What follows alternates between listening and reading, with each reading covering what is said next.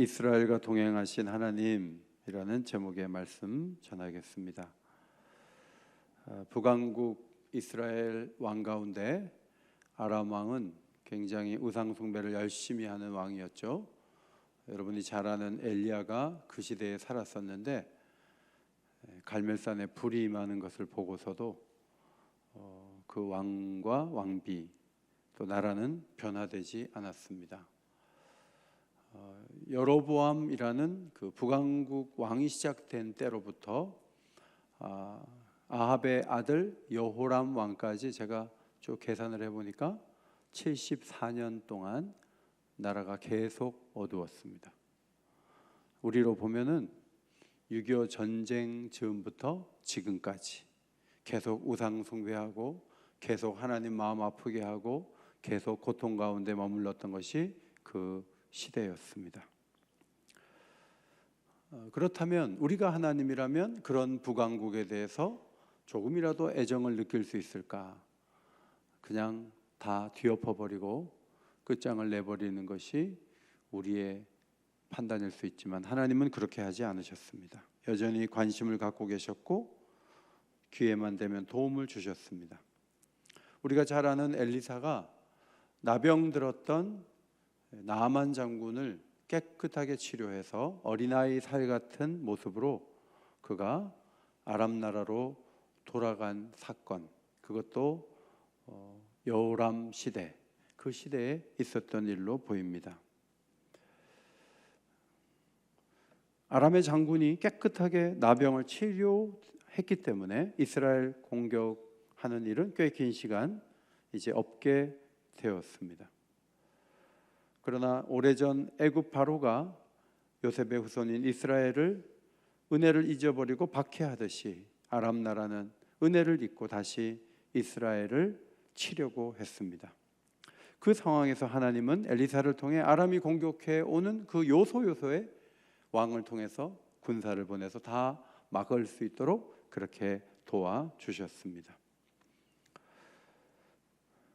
북한의 땅굴이 무서운 이유는 그 땅굴이 어디로 출구가 있는지 모르잖아요. 북악산에서 땅굴이 뭐가 탁 나오면 거기 군사들이 쭉 몰려올 거고, 저쪽 인왕산으로 뚫으면 그쪽으로 나올 텐데 땅 밑에서 어디로 파고드는지 모르기 때문에 땅굴이 무서운 거예요. 아람이 어디로 군사를 보내는지 모르는 상황에서는 방비하기가 어려운 거예요. 그런데 엘리사가 기도를 해보면 하나님이 다 알려주세요. 어디로 온다고.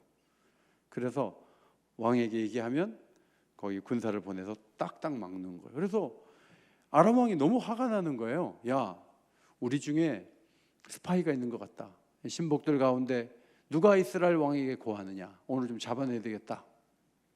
의심을 하는 거죠. 근데 신복 중에 하나가 이렇게 얘기했어요. 왕이 아닙니다. 이스라엘에는 선지자가 있는데 그 선지자가 계속 이렇게 미리 알고 왕에게 얘기를 해줍니다. 그래서 우리가 어디로 쳐들어가도 미리 다 알고 있습니다. 이렇게 얘기를 하는 거예요. 그래서 안 되겠다.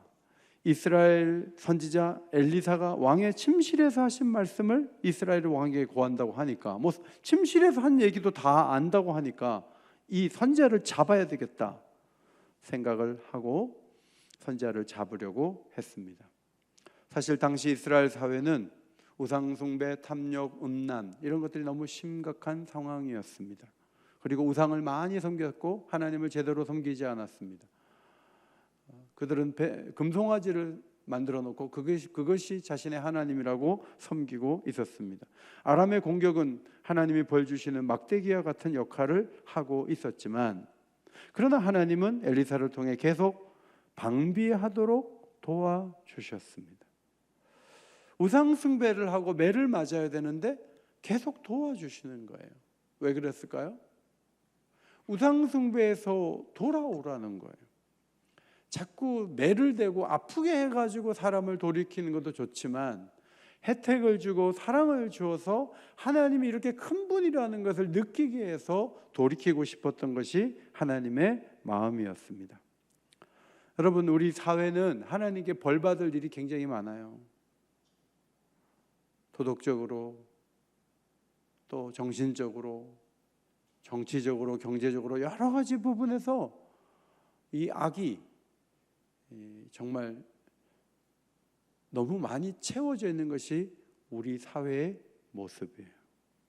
교회 동안 제대로 역할을 수행을 잘 못한다는 질타를 받고 있지만 하나님은 엘리사를 통해서 방비해 주듯이 여전히 우리 사회가 더 악화되지 않도록 엘리사의 역할을 감당하도록 교회를 사용하셔서 더 도덕적으로 나빠지면 안 돼, 더 그쪽으로 가면 안 돼라고 강단에서 계속 설교하고 선포하게 하시고 교회로 하여금 사회적으로 뭔가를 할 수 있도록 계속 말씀하도록 하세요.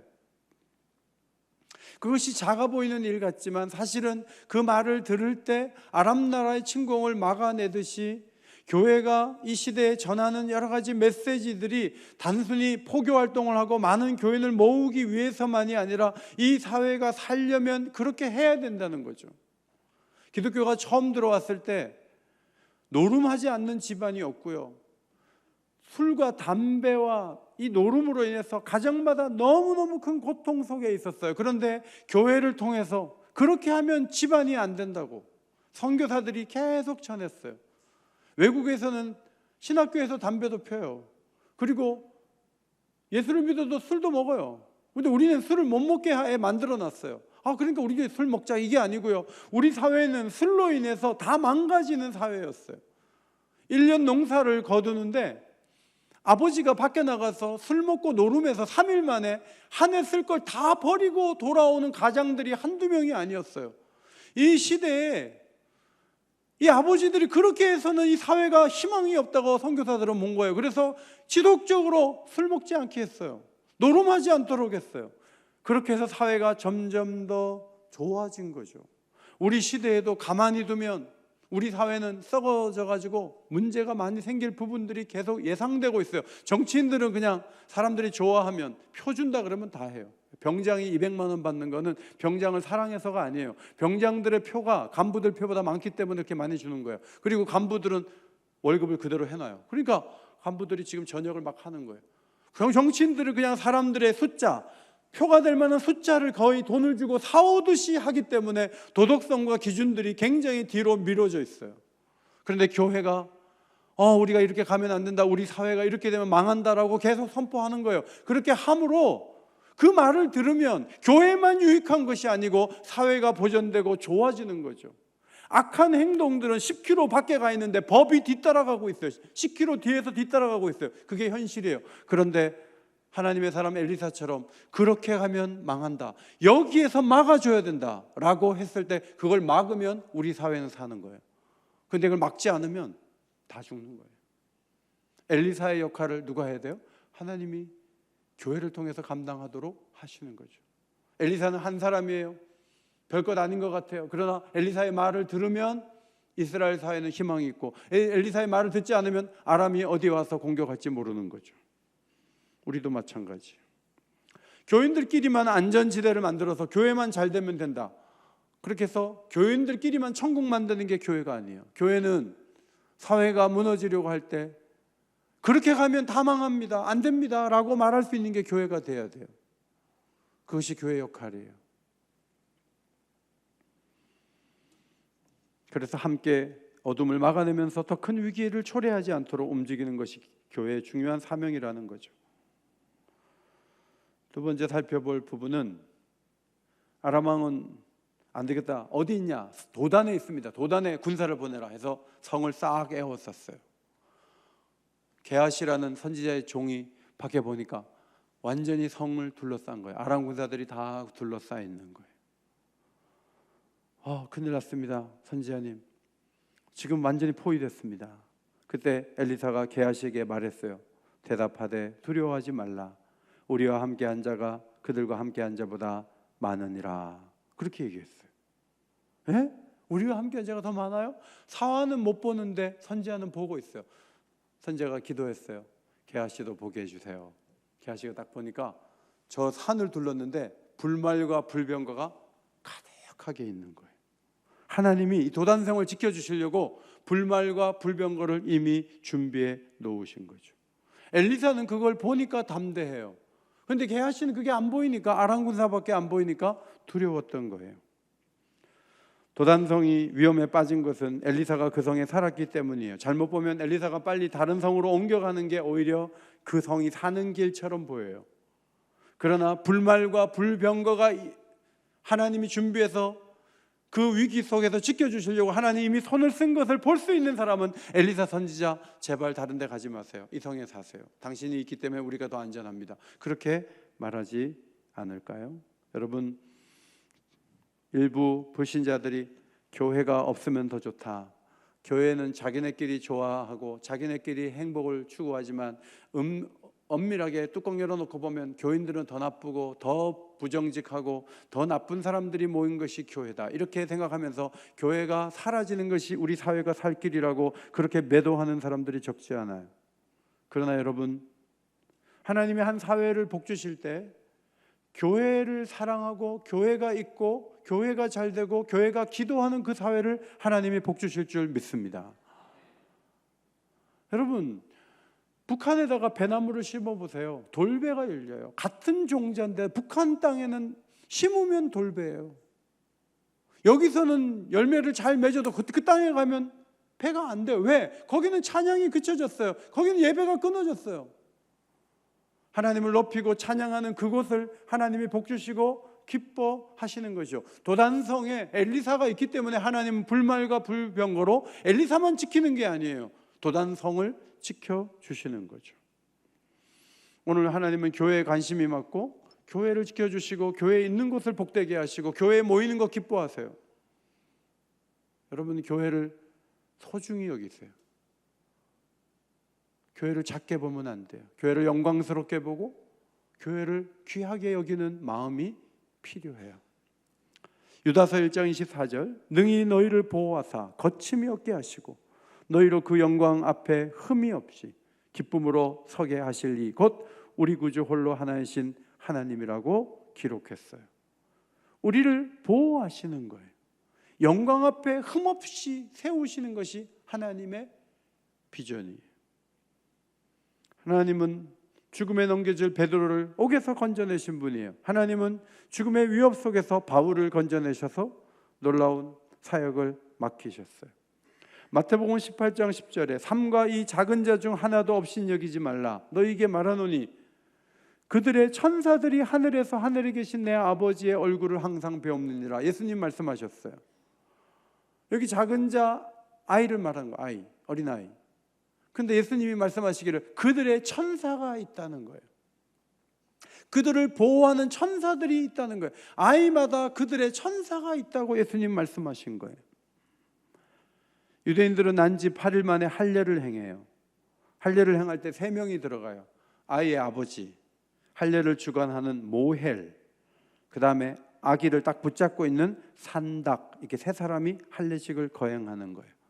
그러면 3명에게 의자가 필요한데 의자를 하나 더 놔요. 그 의자는 엘리야의 의자예요. 이 의자를 할례식이 거행된 다음에 3일 동안 치우지 않고 그 자리에 이렇게 두는 거예요. 왜? 과거에 소독이 안 된 칼로 아이의 표피를 자르면 감염이 돼서 3일 만에 죽는 애들이 많았어요. 그래서 엘리야의 의자를 놓고 하나님 여기에 엘리야를 좀 보내셔가지고 그 아이의 생명을 좀 지켜주세요 하고 유대인들은 하나님 앞에 기도를 드렸던 것이죠. 바로 이런 관습을 생각하면서 하나님께서는, 예수님께서는 어린아이 하나를 살리기 위해서 엘리야조차도 초대되고 생명을 구하는 하나님의 세계가 있다는 거예요. 그러니까 작은 아이 하나라도 업신여기지 말라고 주님이 말씀하셨던 거죠. 불말과 불병거를 보내시는 것보다 더 강력한 하나님의 지원이 뭐죠? 성령을 우리에게 부으신 거예요. 요한일서 4장 13절, 그의 성령을 우리에게 주심으로 우리가 그 안에 거하고 그가 우리 안에 거하시는 줄을 아느니라. 여러분, 우리가 주 안에 있는 걸 어떻게 알아요? 성령이 그것을 알게 하세요. 느끼게 하세요. 여러분 안에 성령이 계십니까? 네, 성령이 그걸 느끼게 하시고 알게 하시는 거예요. 그래서 우리가 주 안에 살아가고 있다는 것을 자각하게 하시는 거죠. 성령은 요한복음 14장에 보면 진리의 영이시다. 모든 것을 가르쳐 주시고 생각나게 하시는 분이시다. 성령은 예수를 증언하는 영이에요. 성령은 죄에 대하여, 의에 대하여, 심판에 대하여 책망하시는, 세상을 책망하시는 분이라고 우리가 배웠습니다. 성령은 우리 곁에서 보호하고 위로하시는 보혜사가 돼요. 라틴어로 보혜사는 쿰포르티스라는 말이에요. 쿰포르티스. 쿰은 함께라는 말이고요. 포르티스라는 말은 요새라는 말이에요. 성령은 함께 하시는 요새가 되는 분이에요. 원수 마귀는 계속 우리를 참소하고 공격해요. 당신은 형편없어, 당신은 아무것도 아니야. 이게 다 원수 마귀가 우리를 참소하는 말이에요. 그런데 요새와 같은 성령이 우리에게 오셔서, 아니야, 너는 존귀한 자야, 너는 귀한 구원받은 자야, 너는 하나님의 자녀야, 너는 거룩히 되고 완전하지 않지만 점점 더 거룩해지고 있어 하고 우리를 지켜주시고 우리를 부욕해 하시는 것이 성령이시죠. 성령은 생명을 주세요. 성령은 어려움 속에서도 우리를 지켜주세요. 욥기서 33장 4절에 욥이 말했어요. 하나님의 영이 나를 지으셨고 전능자의 기운이 나를 살리시느니라. 전능자의 기운이 나를 살린다고 했어요. 고린도후서 1장 22절에 그가 또한 우리에게 인치시고 보증으로 우리 마음에 성령을 주셨다고 기록했어요. 하늘의 불말과 불병거를 이렇게 보면서 뜨거운 마음을 갖고 담대함을 가질 수 있지만 그것보다 더 큰 축복은 우리 속에 하나님의 영이신, 거룩한 영이신, 그리스도의 영이신 성령이 우리 안에 오셔서 하나님을 알게 하시고 진리를 깨닫게 하시고 예수님을 바라보게 하시고 소망 가운데 서게 해 주시는 거죠. 저는 어머니 하간 예배를 드리고 그 승하원에서 이렇게 다 한 줌의 재로 이렇게 바뀌는 걸 이렇게 봤어요. 그러면 제 눈에서 막 눈물이 퍽 쏟아지면서 엄마 막 이래야 되는데 저는 그때 우리 어머니의 부활을 생각했어요. 그리고 정말 거기에서 가장 그 슬픈 그 순간에 울지 않았어요. 그 지금도 어머님 그 안치한 곳에 가면요, 전 잘 안 울어요. 왜냐하면 어머님은 거기 계시지 않아요. 어머님은 하늘에 계세요. 어머님은 그리스도께서 다시 오실 때 가장 아름다운 모습으로 부활하실 것이다 하는 그런 믿음이 있어요. 그래서 저는 장례를 이번에도 치렀지만 마음속에 확고한 믿음이 있어요. 우리 송정훈 권사님은 다음 달이면 만 99세, 내년에 11월 달 100세 되시는 우리 교회 최고령 어른이세요. 근데 그 어른이 입관실에 이렇게 누워있는 모습을 제가 이렇게 뵀는데 100년 정도 사셨으니까 피부나 모든 것이 주름이 너무 깊고 그렇죠. 근데 제가 집에 와서 막 꿈꾸고 그러지 않아요. 권사님이 이 세상에서 고생을 많이 하셨을 텐데 권사님은 더 놀라운 세계에 하나님이 그를 초대해서 살게 하시지. 제가 그렇게 바라보게 하시는 영이 누구예요? 성령이에요. 성령은 그냥 현실만 보게 하지 않아요. 미래의 놀라운 영광을 보게 하시는 거죠. 성도 여러분, 교회 안에는 자녀에 대한 고민이 많은 분들이 계세요. 경제적인 여력도 별로 없는 분들이 계세요. 몸도 뭐 그렇게 건강하지 않아요. 여유가 없어요. 그런데 그분들이 막 믿음의 말을 하고 기쁨으로 살아가요. 신방 가보면 정말 가난한 것처럼 보여요. 그런데 얼굴이 환하고 웃고 그래요. 여러분, 그게 어떻게 가능하냐면 그분들이 전적으로 하나님을, 함께 하시는 하나님을 신뢰하기 때문이죠. 이번 주간에 천국 가신 송정훈 권사님도 그런 믿음의 좋은 선배이셨습니다. 3남매 가운데 2명의 장애자를 양육하셨어요. 참 가난하고 어려우셨어요. 돈이 많아가지고 막 헌금을 척척한 게 아니고 산에 가서 나물 뜯어가지고 그 뜯은 걸 가지고 후배 권사님들한테 이거 나물 해먹으라 하고 주신 분이에요. 어디 가나 막 나물을 잘 뜯고 그랬어요. 그런데 그분이 이번에 다 들어보니까 정말 기쁘게 사셨다는 거예요. 환하게 사셨다는 거예요. 99세 살도록 화장실 출입에 문제가 없었어요. 저녁 다 드시고 주무시다가 천국 가셨어요. 그러니까 여러분 보통 한 6개월 정도는 막 고생 많이 하거든요. 근데 하나님께서 우리 권사님을 참 귀하게 인도하셨다, 그런 생각이 들어요. 반대로 방어할 수 있는 여력이 많아요. 막 조건도 많고 사람 괜찮아요. 보니까 막 돈도 많고 괜찮아. 근데 두려워서 떨고 있어요. 집안도 좋고 다 좋아. 그런데 부들부들 떨고 있어요. 두려움이 너무 많은 거예요. 그것은 성령의 놀라운 역사를 신뢰하지 않기 때문에 일어나는 현상이에요. 읽지 않았지만 21절이에요. 여호람 왕이 말했어요. 엘리사를 잡으러 온 아람 군사들이 눈을 어둡게 해달라는 기도를 하나님 받으시고, 사마리아 그들을 다 도단 앞에서 눈을 어둡게 하셔갖고 다 손잡고 해갖고 옷 잡고 해가지고 전부 사마리아 성 안으로 다 들어갔어요. 눈을 뜨게 해달라는 게, 눈을 떴는데 이미 포위된 거죠. 무장해제된 거예요. 그런데 여호람 왕이 선지자에게 말했어요. 내 아버지여, 내가 치리이까. 이건 완전 도관에 든 쥐인데 잡아버리죠. 다 죽여버리죠. 그랬어요. 그때 엘리야 선지자가 이렇게 말했어요. 치지 마소서. 칼과 활로 잡은 자인들 어찌 치리이까. 여러분, 아람은 습관적으로 자꾸 쳐들어와요. 여기서 고리를 끊어버리려면 다 죽여버려야 돼요. 그러면 그 피바람이 분 그 상황을 보면서 아람은 다시는 쳐들어오지 못할 거예요. 왕은 그런 판단을 한 거예요. 그런데 칼과 활로 잡은 자인들 어찌 치리까. 떡과 물을 먹여서 보내세요. 그래갖고 여호람 왕이 떡과 물을 잘 먹여가지고 자기네 나라로 돌아가게 했던 것이죠. 그 후에 다시는 이스라엘 땅에 그들이 들어오지 못했다고 기록되어 있습니다. 내 아버지여 치리이까? 내가 치리이까? 여러분, 치는 게 낫겠어요? 안 치는 게 낫겠어요? 사실 이 말씀 뒤에 보면 또 쳐들어오거든요. 그러니까 이게 습관적으로 쳐들어온 아람에 대해서 확실한 본때를 보여주는 게 필요하다는 생각이 들어요. 고려 역사를 보면 거란이 3번 고려를 침공하는데, 3번째는 10만 명의 정예군이 와요. 그래서 그들이 왔다가 다시 돌아갈 때 귀주에서 그냥 보내주지 않은 군인들이 있었고, 강감찬은 문관 출신이에요. 강감찬은 보내면 안 된다는 거예요. 여기서 확실하게 선을 그어가지고 잡아야 된다는 거예요.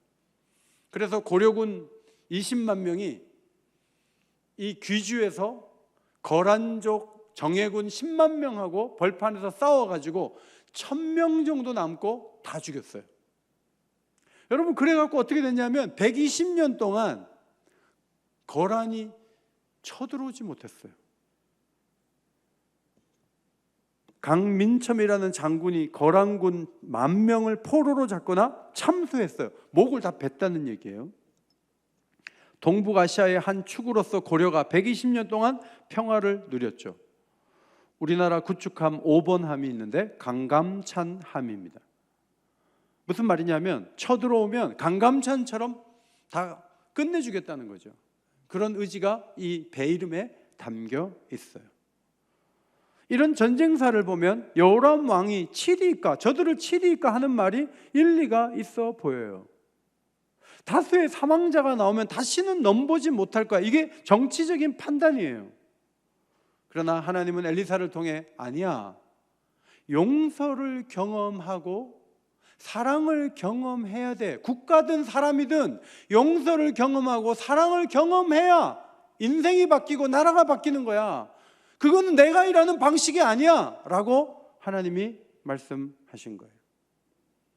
우리나라 정치의 피곤함은 뭐죠? 정권을 잡은 사람들이 다 심판하는 거예요. 다수당을 가진 자가 심판하는 거예요. 그래서 정권을 잡고 다수당을 잡으면 계속 보복하고 계속 공격을 해서 약자로 몰아가지고 끌어내리는 게 우리나라 정치예요. 엘리사는 굉장히 강한 사람이었지만 다른 방식으로 전쟁의 고리를 끊어야 된다고 하나님의 뜻을 전한 거예요. 주일에 우리가 성찬을 받는 이유가 뭐예요? 우리는 여호람 왕처럼 내 아버지여 칠이이까 그런 사람들이에요. 우리는 보복해야 우리 마음이 후련한 사람들이에요. 우리는 끊어내야 우리의 마음이 시원한 사람들이에요. 그러나 성찬을 받으면서 우리는 활과 칼로 잡은 자들이라고 할지라도 쳐서는 안 된다. 떡과 물을 줘서 먹여서 보내야 된다. 그 정신을 배우는 것은 예수님으로부터 오는 사랑 외에는 이 정신을 배울 때가 아무 것에도 없기 때문이에요. 예수님은 십자가 앞에서 배반하는 제자들을 보시면서 이놈들 봐라, 내가 가장 힘들 때 나를 배신해? 못된 놈 같으니라고. 내가 너희 아니면 제자 없을 줄 알아? 부활해갖고 제자를 또 부르지 않았어요. 3번이나 자신을 부인했던 베드로에게 요한의 아들 시몬아, 네가 나를 사랑하느냐? 3번 부르시고 내 양을 먹이라, 그렇게 말씀하신 것이 예수님이에요. 떡과 잔을 제대로 받지 않고서는 내 아버지여 칠이이까 그 선에서 벗어나지 못해요. 바울은 자신이 사도가 되고 종이 된 것은 디모데전서 1장 16절에 후에 주를 믿어 영생 얻는 자들에게 본이 되게 하려 하심이라. 나같이 교회를 핍박하고 비방하고 박해하던 사람이 내가 사도가 된 것은 후에 주를 믿어 영생 얻는 자들 중에 나보다 악한 사람은 없을 텐데 나 같은 사람도 쓰임받는다는 본을 보여주기 위해서 하나님께서 가장 악한 죄인 중에 개수와 같은 나를 부르셔서 나를 사도로 삼으신 게 아니겠습니까? 그 얘기를 아들 같은 디모데에게 했던 것이죠. 사도 바울도 로마서 뒷부분에서 할 수 있거든 너희로서는 모든 사람과 더불어 화목하라고 말씀한 후에 로마서 12장 19절 내 사랑하는 자들아 너희가 친히 원수를 갚지 말고 하나님의 진노하심에 맡기라. 기록되었을 때 원수 갚는 것이 내게 있으니 내가 갚으리라고 주께서 말씀하시느니라. 내 원수가 줄이거든 먹이고 목마르거든 마시게 하라. 그리함으로 내가 숯불을 그 머리에 쌓아 놓으리라. 역사 가운데 원수에게 먹이고 마시게 한 사건이 바로 오늘 열왕기하 6장에 나오는 거죠. 아람 사람들, 죽이려고 온 사람들 도단성에서 이끌어 사마리아 성으로 이끌어낸 다음에 떡과 물을 먹여서 자신들의 주인에게로 돌려보내는 거죠. 그게 숯불을 그 머리에 쌓아놓는 효과를 가져왔다 하는 거예요. 신앙생활에서 자신과 다른 의견을 갖거나 공격적인 자세를 취하는 이들을 어떻게 대하느냐, 이게 매우 중요하죠. 바울 사도는 너희를 박해하는 자를 축복하라, 축복하고 저주하지 말라고 했어요. 어거스틴이 말했어요. 다른 사람에 대한 어떤 공격도 좋은 의도로 했을지라도 그 공격은 악이다, 그렇게 말했어요. 의도가 좋아도 공격은 악이다 라는 거예요. 한 걸음 더 나아가 우리는 우리에게 해를 끼친 사람을 유도하여 그가 한 일을 회개하도록 이끌어야죠. 숯불은 영혼을 태우는 힘이 있어 그를 괴롭게 하죠. 마음속에 어떤 양심의 찔림을 주는 거죠. 협박하거나 두려움을 줘갖고 회개하면 회개시킨 사람을 원망하고 미워할 거예요. 그러나 사랑으로 용서로 그를 회개하게 하면 그는 깊이 반성하게 될 거예요. 하나님이 이 방법을 먼저 사용하셨어요. 죄인인 우리를 위해서 외아들을 희생제물로 내어주시는 사랑을 통해서 우리의 마음을 이끄셨습니다. 성 그레고리우스라는 사람이 침묵으로 분노해서 도망치는 것보다 친절함으로 답하면서 극복하는 것이 더 영화롭다, 그렇게 말했어요. 상대의 영혼을 사랑해서 행동하는 것이 그 머리에 숯불을 놓는 것일 수 있고 그것이 영적 유익을 가져온다는 말씀이에요. 여호람 왕은 내 아버지여 칠이니까 이렇게 얘기하다가 나중에 또 아람이 공격해 와서 사마리아가 막 기근에 휩쓸려 가지고 먹을 것이 없고 고통 속에 있을 때 이렇게 얘기했어요. 31절이요. 왕이 이르되 사밧의 아들 엘리사의 머리가 오늘 그 몸에 붙어 있으면 하나님이 내게 벌 위에 벌을 내리실지로다. 무슨 말이냐면 여호람 왕이 또 어려움이 당하자 이제 선지자를 원망하는 거죠. 저 선지자 목을 베야 되겠다. 그렇게 얘기를 하는 거죠. 이 말은 그의 어머니 이세벨이 갈멜산에서 바알 선지자가 대거 죽임을 당했을 때 그 소식을 듣고 한 말하고 비슷해요. 열왕기상 19장 2절에 내가 내일 이맘때에 반드시 내 생명을 저 사람들 중 한 사람의 생명과 같게 하리라. 그렇게 하지 아니하면 신들이 내게 벌 위에 벌을 내림이 마땅하니라 한지라. 불신자 이세벨의 큰 소리하고 비슷한 소리를 그 아들 여호람이 냈던 거죠. 그는 아람 군사들의 앞을 곳곳을 막아주고 사마리아 사람들 그 공격을 받았을 때 떡과 물을 먹여서 자기 주인에게로 보냈던 그 왕이 어렵고 힘들자 목을 베겠다고 달려드는 거죠. 엘리사는 그 사실을 미리 알고 자신이 사는 성의 장로들에게 이렇게 말합니다. 이 살인한 자의 아들이 내 머리를 베려고 사람을 보내는 것을 보느냐. 여러분, 여기서 살인한 자는 누구예요? 아합을 말하죠. 아합의 아들이죠. 아합의 아들이 내 머리를 베려고 사람을 보내는 것을 보느냐. 너희는 보다가 사자가 오거든 문을 닫고 문 안에 들이지 말라. 그렇게 얘기했습니다. 그는 암살자가 오면 문을 열어주지 말라고 했어요. 왕이 보낸 사자가 장로들에게 왔을 때 여호람 왕이 어떤 입장인지를 오히려 설명했어요. 죽이려고 왔지만 다른 말을 하는 거죠. 33절 왕이 이르되 이 재앙이 여호와께로부터 나왔으니 어찌 더 여호와를 기다리리요. 여호람은 이게 하나님이 주신 재앙인 걸 알아요. 그런데 하나님이 나한테 이런 고통을 줘? 그럼 내가 하나님 뜻대로 살아? 난 내 마음대로 문제를 해결할 거야 하고 자기 나름대로 문제를 해결하겠다고 나섰던 거죠. 하나님의 처분을 따르지 않겠다는 입장을 보였습니다.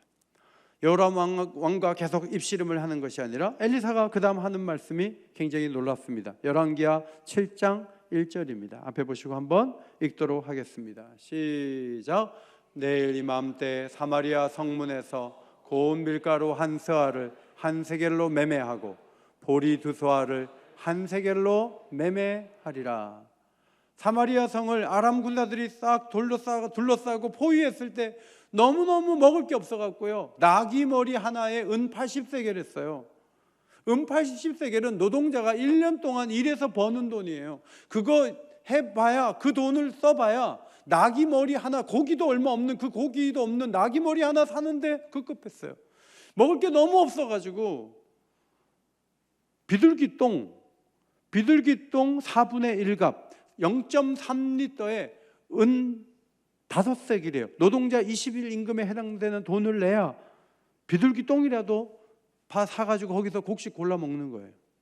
그렇게 어렵고 힘든 상황이 이어졌어요. 그런데 왕이 보낸 한 장관에게 선지자가 얘기했어요. 내일 이맘때, 다시 띄워주세요. 내일 이맘때 사마리아 성문에서 고운 밀가루 한 스아는 4대 정도 돼요. 7.3리터. 보리 2스아 8대 14.6리터. 이거를 겨우 한 세겔의 돈을 주고 매매하게 된다 그랬어요. 그러니까 이 장관이 그렇게 얘기했어요. 하나님이 창을 내신들 그런 일이 있겠습니까? 그 불가능한 얘기하지 마세요. 지금 얼마나 기근이고 어려운데. 근데 여러분, 선지자가 말한 대로 되는 거죠. 하나님께서 아람 군사들 귀에다가 막 그 큰 소리, 막 말이 달려오고 막 굉장히 큰 소리 들리게 해가지고 다 도망쳤어요. 진이 비어 있는데 나환자들이 뭐 죽어도 한번 가보자 하고 갔는데 아무도 없는 거예요. 막 먹다가 막 좋은 거 챙기다가 야, 우리가 이렇게 하면 안 되지 해가지고 사마리아 성에 지금 부들부들 떨고 있는데 밖에 가보면 먹을 게 있다고 얘기를 해가지고 사람들이 막 달려나가가지고 좋은 것들을 취하면서 정말 선지자가 말한 대로 하루 만에 고운 밀가루 한 스아를 한 세겔에, 보리 2스아를 한 세겔에 매매하는 놀라운 역사가 일어났다고 성경이 기록되어 있는데, 정작 의심하는 말을 했던 그 장관은 보기는 했지만 사람들에게 밟혀갖고 죽었다는 거예요. 누리지는 못했어요. 선지자가 말한 대로 되었던 것이죠. 저는 이 역사를 보면서 야, 북왕국 이스라엘에 하나님이 일하셨구나. 하나님이 계속 메시지를 전하셨구나. 어떤 메시지를 전했어요? 나는 너희의 보호자다. 여러분, 대한민국의 보호자는 하나님이신 줄 믿습니다. 우리가 죄악이 있고 우리가 문제가 많고 정치를 보나 모든 부분에서 우리는 절망적인 시간을 보내고 있고 어찌할 줄 모르는 상황에 놓여 있다 할지라도 하나님은 이 민족의 보호자인 줄 믿습니다. 하나님은 우리의 보호자예요. 하나님은 계속 우리에게 말씀하세요. 내가 너희를 보호하니까 너희가 그렇게 있는 거야. 내가 너희를 보호하지 않으면 너희는 우크라이나처럼 될 수 있고 너희는 아프리카처럼 될 수 있어.